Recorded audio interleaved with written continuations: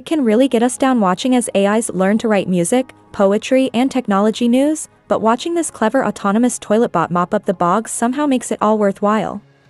It's good to know robots are coming for the crappy jobs too. There are plenty of people out there cleaning toilets for a living, but I think it's fair to say very few people really aspire to this kind of work. It's the kind of job that's begging to be automated, and New York company Somatic is all over it, offering a $1,000 per month service, with no upfront fees, in which an autonomous trolley bot will come and live in a closet at your office building, and clean your bathrooms for 40 hours a week. That's roughly $5.68 an hour, sneaking comfortably in under the horrifying $7.25 federal minimum wage in the USA.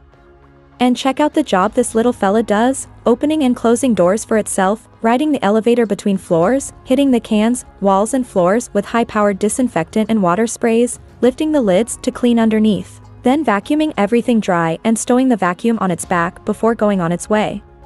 While it operates autonomously on a day-to-day basis, the setup process requires some hands-on.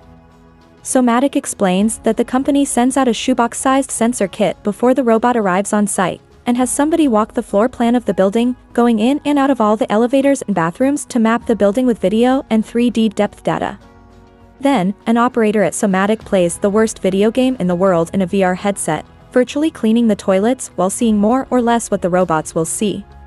A lot of this stuff can be cut and pasted, since office bathrooms tend to be pretty uniform.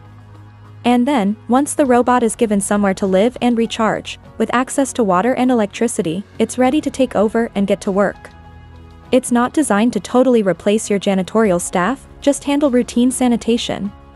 If it finds something unexpected, it'll email photos to your janitor and skip on to the next area. Those are gonna be some spicy notifications. Best leave your phone silent during lunch.